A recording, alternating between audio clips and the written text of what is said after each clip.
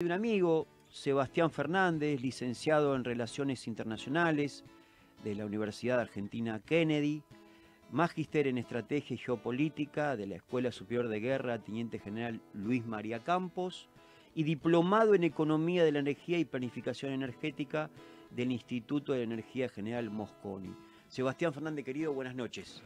Buenas noches, Javier. Bueno, muchas gracias por la invitación. Ya te digo que sacarme de la cueva es un logro muy importante, bueno, tenés el privilegio y bueno, yo el privilegio de acompañarte en este hermoso programa.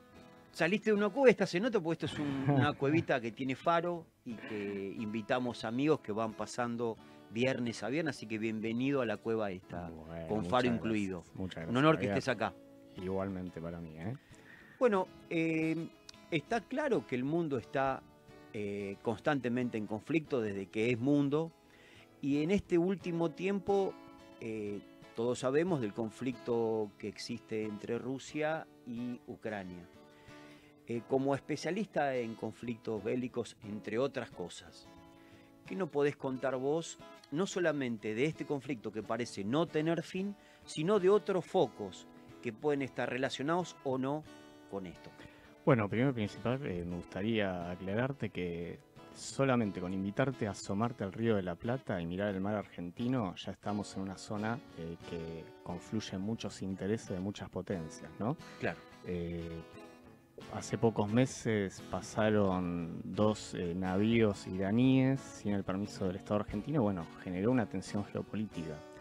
También ingresó un barco de guardacosta de Estados Unidos queriendo tener un poco de injerencia con las tensiones geopolíticas con los pesqueros chinos, y estaban en aguas jurisdiccionales argentinas. O sea que ya con el, digamos, metafóricamente, con asomarte al Río de la Plata, asomarte al mar argentino, sí, estamos asomando a la historia. Lo que me comentás de los navíos chinos es muy común, de que estén en zona nuestra pescando, es muy común. Sí, sí, tal cual.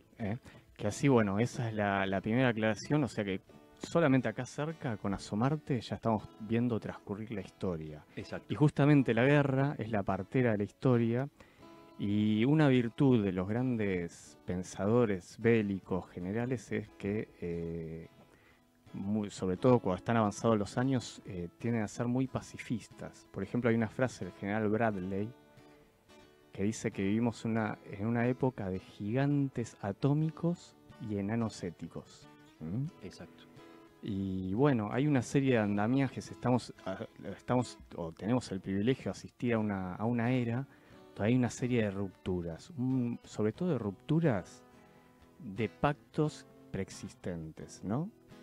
La primera ruptura que me gustaría, digamos, destacar, sí. Digamos, hay dos que tienen podríamos hablar de tres. Hay dos que tienen que ver con el andamiaje que dejaron los vencedores de la Segunda Guerra Mundial.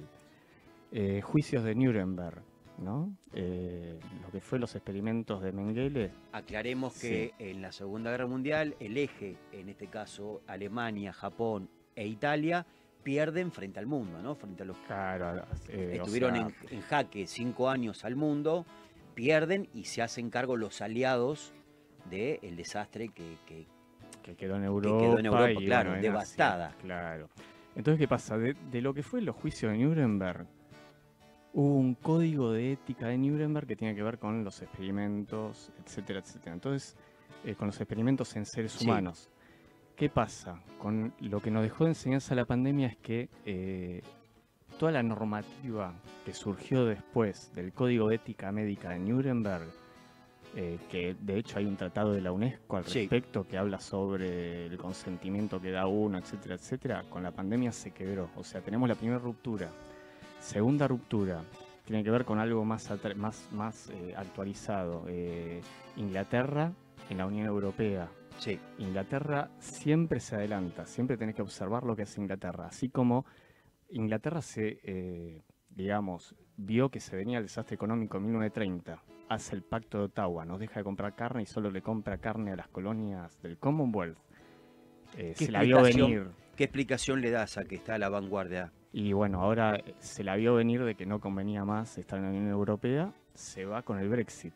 Entonces, ¿qué quiere decir? Que ya no estamos en un mundo que aboga por ciertas unidades, uniones económicas, Falta de etcétera, códigos, etcétera. hablas de falta No sé si falta de códigos. de ética, Son rupturas claro, de pactos, rupturas de pactos de que tratos, de de tratados que no se claro. respetan. Y después, bueno, volviendo de vuelta a los vencedores de la Segunda Guerra Mundial, todo el andamiaje jurídico que se armó tras ese conflicto bélico, hay algo que, bueno, el común de nuestro distinguido público sabe, generalmente para prevenir conflictos entre estados hay creación de estados tapones, ¿no? ¿Cómo es eso? Bueno, es entre dos estados poderosos que intentan un gran poder bélico, se crea un estado, digamos, más pequeño que haga de zona amortiguadora Pero por ejemplo, en para el que no caso, choquen. Sebastián, en el caso de Rusia, Ucrania, no. No, en el caso Porque ahí hay una bueno, no, no. diferencia importante. El tema es así, no. El tema es que vos tenías, cuando estaba en la Segunda Guerra Fría, la Guerra Fría, Estados Unidos, Rusia. Estados Unidos, Rusia, vos tenías ciertos estados que oficiaban de tapones. Vos tenías a Polonia, Checoslovaquia, Claro. en este caso Ucrania. Sí. ¿Qué pasa? Con el avance de la OTAN para acercar a la Rusia, rompe, que de hecho Henry Kissinger y también Mearsheimer, que son dos pensadores de la escuela realista, lo Sí. destacan, se rompieron unas normas que ya estaban, digamos, que eran normas tácitas que ya estaban Claro, establecidas. estaban implícitas y se destruyeron, o sea, no se cumplieron. Claro, porque vos qué pasa, con la existencia de estados tapones, sabés de que la zona va a estar, digamos, libre de conflictos bélicos porque los estados fuertes bélicos no tienen fronteras en común. Claro. Hay un estado en el medio que las amortigua. Claro. Que así, bueno... Eso es a propósito. Y estaba, Claro. estaba hecho a propósito. Y bueno, ese andamiaje ahora se ha roto. Es como que ya tenemos el poder de una gran potencia casi al límite con el poder bélico de la otra potencia. Entonces ahí ya tenemos la tercera ruptura, ¿no? Sí. Y bueno, esto suena interesante porque yo te invito a recordar, nosotros fuimos criados en la Guerra Fría, Sí. ¿no? Todo ese tema del peligro nuclear, etcétera, etcétera, que por suerte vimos que se desmoronó con la caída del muro de Berlín y la posterior desintegración de la Unión Soviética. En cuanto al tema nuclear, que es tan complejo y al mismo tiempo tan hablado, ¿no? En el último tiempo se habla mucho de un problema nuclear. Vamos ahora a escuchar un tema que se llama Zafar de La Vela Puerca y continuamos con esta. Te la dejo pendiente la pregunta. El tema nuclear, ¿te parece? Dale, cómo no.